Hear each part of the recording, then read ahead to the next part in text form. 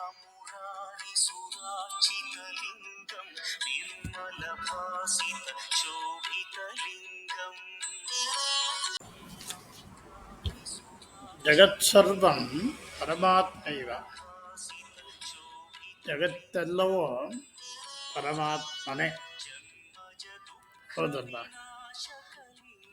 ಪ್ರತಿಯೊಂದು ಜೀವಿನಲ್ಲೂ ಅವನೇ ಇರಬೇಕಾದ್ರೆ ಪ್ರತಿಯೊಂದು ಜಡವಸ್ತು ಚರವಸ್ತು ಎಲ್ಲವೂ ಅವನಿಂದನೇ ಉತ್ಪತ್ತಿ ಆದಮೇಲೆ ಎಲ್ಲವೂ ಅವನೇ.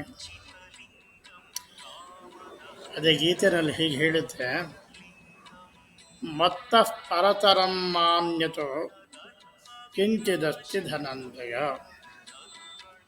ವೈಸರ್ವವಿದಂ ಪ್ರೋತಂ ಸೂತ್ರೇ ಮಣಿಗಣ ಇವ ಅಂತ ಅಷ್ಟು ಚೆನ್ನಾಗಿ ಗೀತೆಯಲ್ಲಿ ಹೇಳಿಬಿಟ್ಟಿದೆ. ಭೋ ಧನಂಜಯ ಮಾಮ್ಯದ ಮಯಾ ಭಿನ್ನಂ ಯತ್ಕಿಮಪಿ ವಸ್ತು ನ ಭವತಿ. ಎಲೆ ಧನಂಜಯ, ಮಾಮ್ಯದ ನನ್ನಲ್ಲದೆ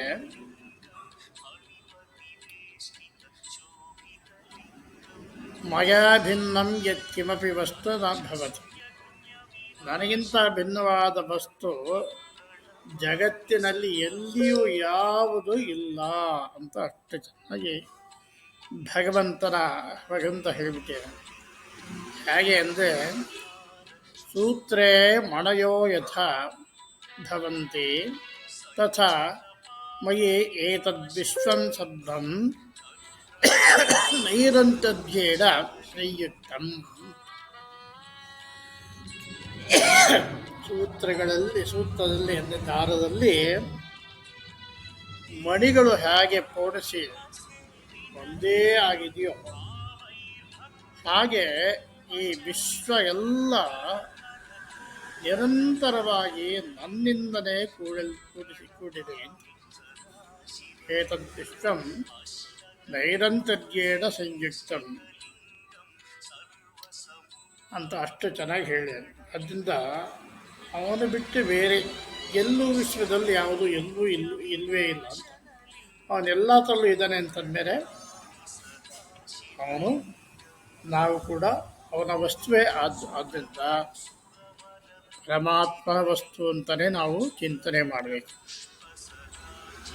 ಭಗವತೈವ ಜಾತಮಿದಂ ವಿಶ್ವಂ ಭಗವತಿ ಏವ ಜೀವತೋ ಅಂತೆ ಭಗವಂತಮೇವ ಪ್ರವಿಶತಿ ಅಂತ ಹೇಳಿದರು.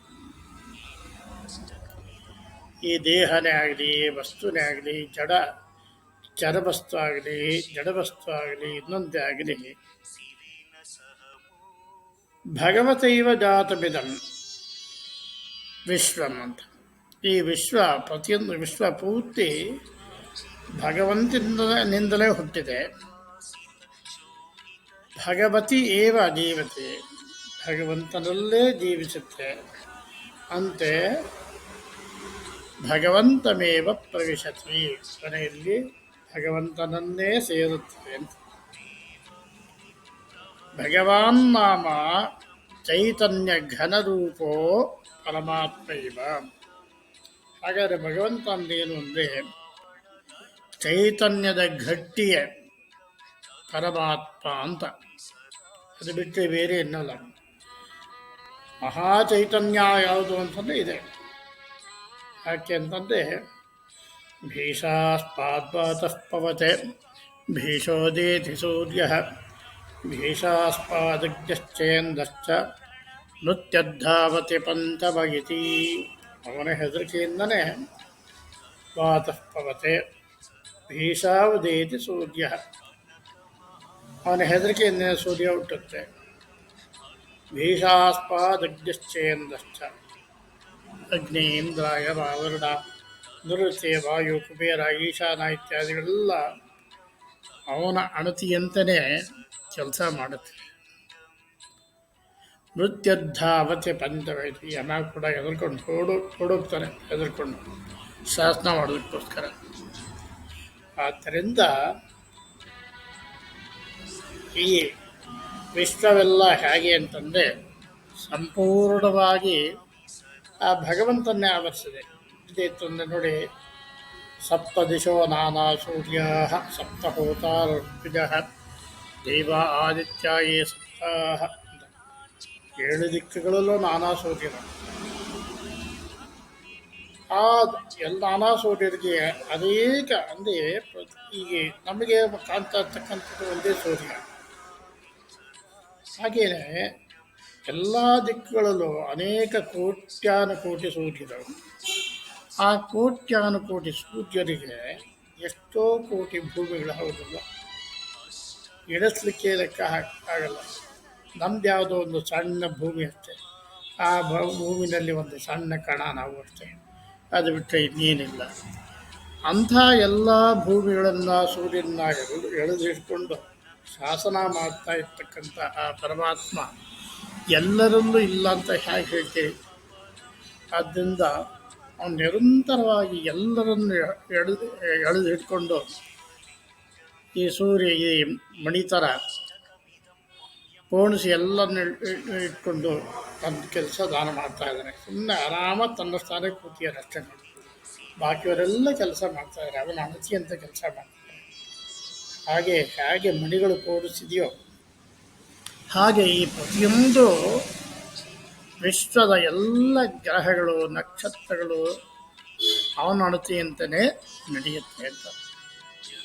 ಅದರಿಂದ ಆ ಒಂದು ಸಣ್ಣ ತೃಣಕ್ಕೆ ಸಮಾನ ಅಲ್ವ. ಅವನ್ನ ನಿರಂತರವಾಗಿ ನೆನೆಬೇಕಲ್ವ. ಅವನು ಬಿಟ್ಟರೆ ಬೇರೆ ಇನ್ಯಾವುದು ಜೀವ ಇದೆಯಾ? ಇಲ್ಲವೇ ಇಲ್ಲ. ಪ್ರತಿಯೊಂದು ಜೀವಿನಲ್ಲೂ ಅವನಿರಬೇಕಾದ್ರೆ ನಾವು ಅವನನ್ನು ದಿನನಿತ್ಯ ಗುರುಮುಖೇನ ಏನು ಉಪದೇಶ ಆಗಿದೆಯೋ ಅದನ್ನು ಶ್ರದ್ಧಾಭಕ್ತಿಯಿಂದ ಧ್ಯಾನವನ್ನು ಮಾಡ್ತಾ ಭಗವಂತನಲ್ಲಿ ಲೀನವಾಗೋದ್ರಿಂದ ನಿರ್ಭೀತವಾಗಿ ಭಗವಂತನಲ್ಲಿ ಸೇರ್ತೀವಲ್ವ. ಆದ್ದರಿಂದ ಇಲ್ಲಿ ಭಗವಾನ್ ನಾಮ ಚೈತನ್ಯ ಘನಸ್ವರೂಪೋ ಪರಮಾತ್ಮೈವ ಅಂತ ಹೇಳಿದ್ದಕ್ಕೋಸ್ಕರ ಅಂದರೆ ಚೈತನ್ಯ ಘನರೂಪ ಯಾರು ಅಂತಂದರೆ ಆ ಪರಮಾತ್ಮನೇ ಅಂತ.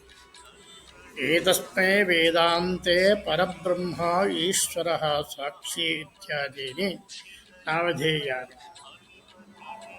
ಏನು ವೇದಾಂತಲ್ಲಿ ಪರಬ್ರಹ್ಮ, ಈಶ್ವರ, ಸಾಕ್ಷಿ, ವಿಭು, ಪ್ರಭು ಇತ್ಯಾದಿಗಳು ಏನು ಹೇಳ್ತಾರೆ ಎಲ್ಲವೂ ಅವನಿಗೆ ಹೆಸರು.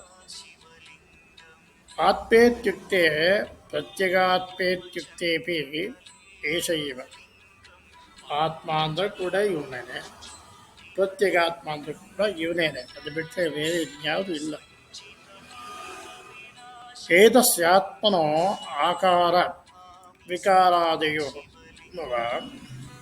ದೇಹಾದಿ ಉಪಾದಯೋ ನಾಮರೂಪಧರ್ಮೋ ನ ವರ್ತಂತೆ. ಏತಸ್ಯ ಆತ್ಮನೋ ಆಕಾರ ವಿಕಾರಾದಯಾವು. ಏನು ಆಕಾರ ವಿಕಾರಗಳಾಗಲಿ, ದೇಹಾದಿ ಉಪಾಧಿಗಳಾಗಲಿ, ಅಥವಾ ನಾಮ ರೂಪ ಇತ್ಯಾದಿ ಹೆಸರು ಇತ್ಯಾದಿ ಏನೇನಿದೆ ಆ ಧರ್ಮಗಳಾಗಲಿ ಯಾವುದು ಕೂಡ ಇಲ್ಲ. ಎಲ್ಲವೂ ಇವನ ಅಣತಿನೇ.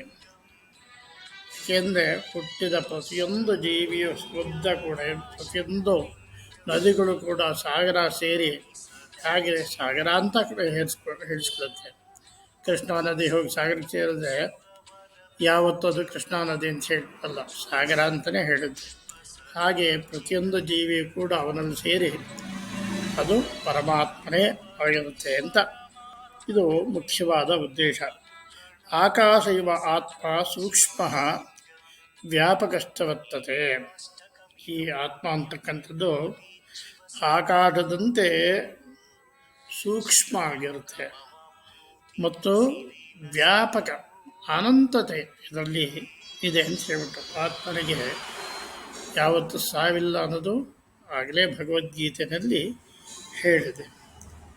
ಸರ್ವಾಹ ಪೃಥಕ್ಕೃತಾಃ ಮಣೀಃ ಸೂಕ್ತಂ ಯಥಾ ಧರತಿ ತಥಾ ಸಮಗ್ರ ವಿಶ್ವಸ್ಯ ಸಕಲ ಪ್ರಾಣಿನೋ ಆತ್ಮಾಧೃತವಾನ್ ಭವತಿ. ಎಲ್ಲ ಬೇರೆ ಬೇರೆ ಮಣಿಗಳು ಸೂತ್ರದಲ್ಲಿ ಸೇರಿದಾಗ ಅಂದರೆ ದಾರದಲ್ಲಿ ಸೇರಿದಾಗ ಹಾಗೆ ಮಾಲೆ ಅಂತ ಹೇಳ್ತೀವೋ ಹಾಗೆ ಎಲ್ಲ ವಿಶ್ವವು ಕೂಡ ಸಕಲ ಪ್ರಾಣಿಗಳು ಕೂಡ ಆತ್ಮ ಧೃತವಾನ್ ಭವತಿ. ಆತ್ಮ ಅಂದರೆ ಪರಮಾತ್ಮ, ಅವನಿಂದಲೇ ಧಾರಣೆ ಮಾಡಲ್ಪಟ್ಟಿದೆ. ಆತ್ಮ ಗೋಚರಮಪಿ ಸ ಏವ ಏತದ್ವಿಶ್ವಸ್ಯ ಆಧಾರಭೂತ ವಿದ್ಯತೆ. ಈ ವಿಶ್ವಕ್ಕೆ ಆಧಾರಭೂತ ಯಾರು ಅಂದರೆ ಆ ಪರಮಾತ್ಮನೇ, ಆತ್ಮನೇ ಆಗಿರ್ತಾನೆ. ಆಕಾಶ ನೇತ್ರೈ ನ ದೃಶ್ಯತೆ ಚೇದಪಿ ಸ ಏವ ಸರ್ವಸ್ಯಾಪಿ ಆಧಾರವೋ ಭವತಿ ಖಲು ಅಂತ ಹೇಳ್ತಾರೆ. ಆಕಾಶ ನಮಗೆ ಕಣ್ಣಿಂದ ಕಾಣದೇ ಇದ್ರೂ ಕೂಡ ನಮಗೆಲ್ಲ ಆಧಾರ ಯಾವುದು ಅಂತಂದರೆ ಆಕಾಶನೇ ಅವಲ್ಲವೇ, ಆ ಪರಮಾತ್ಮನೇ ಅಲ್ವೇ. ಆದ್ದರಿಂದ ನಮಗೆ ಕಣ್ಣಿಗೆ ಕಾಣಲ್ಲ ಅಂತ ಹೇಳ್ಬಿಟ್ಟು ಯಾವುದೂ ಇಲ್ಲ ಅಂತ ಹೇಳಿದ್ರೆ ತಪ್ಪಾಗುತ್ತೆ. ದೂರದಲ್ಲಿರ್ತಕ್ಕಂಥ ಕೂದಲು ನಮಗೆ ಕಣ್ಣಿಗೆ ಕಾಣಲ್ಲ ಅಂದರೆ ಕೂದಲಿಲ್ವಾ, ಹತ್ತಿರ ಹೋಗಿ ನೋಡಿದ್ರೆ ಕಾಣಲ್ವ. ಹಾಗೆ ಎಷ್ಟೋ ಕೋಟ್ಯಾನುಕೋಟಿ ದೂರ, ಮೈಲುಗಳಷ್ಟು ದೂರ ಹೋದರೂ ಕೂಡ ಕೆಲವೆಲ್ಲ ಕಣ್ಣಿಗೆ ಕಾಣದೇ ಇರ್ತಕ್ಕಂಥ ದೊಡ್ಡ ದೊಡ್ಡ ಗ್ರಹಗಳು, ನಕ್ಷತ್ರಗಳು ಎಷ್ಟೋ ಬೇಕಾದಷ್ಟು ಇದೆ. ಹಾಗೆ ಆ ಪರಮಾತ್ಮ ಕೂಡ ಎಲ್ಲರನ್ನು ವ್ಯಾಪಿಸಿದ್ದಾನೆ, ಎಲ್ಲರನ್ನು ಹಿಡ್ಕೊಂಡಿದ್ದಾನೆ. ಆದರೆ ನಮಗೆ ನಮ್ಮ ಕಣ್ಣಿಗೆ ಕಾಣೋದಿಲ್ಲ. ಆದರೆ ನೀವು ಪ್ರತ್ಯಗಾತ್ಮಭೂತರಾಗಿ ಅಂದರೆ ಬಡಗಣ್ಣು ತೆಗೆದವರಾಗಿ ಅದನ್ನು ನೋಡಿದಾಗ ಖಂಡಿತವಾಗಿಯೂ ನೀವು ಅದನ್ನು ಅನುಭವಿಸಲೇಬಹುದು. ಆದ್ದರಿಂದ ಇಲ್ಲಿ ಆಕಾಶಾಯ ಕಾರಣಭೂತಃ ಪ್ರತ್ಯಗಾತ್ಮ ಅನುರೇಣು ತುಮಕಾಷ್ಟಾದೀನಿ ಸರ್ವಸ್ಯಾಪಿ ಆಧಾರಭೂತಃ ಸನ್ ಸ್ವರೂಪೋ ಭವತಿ.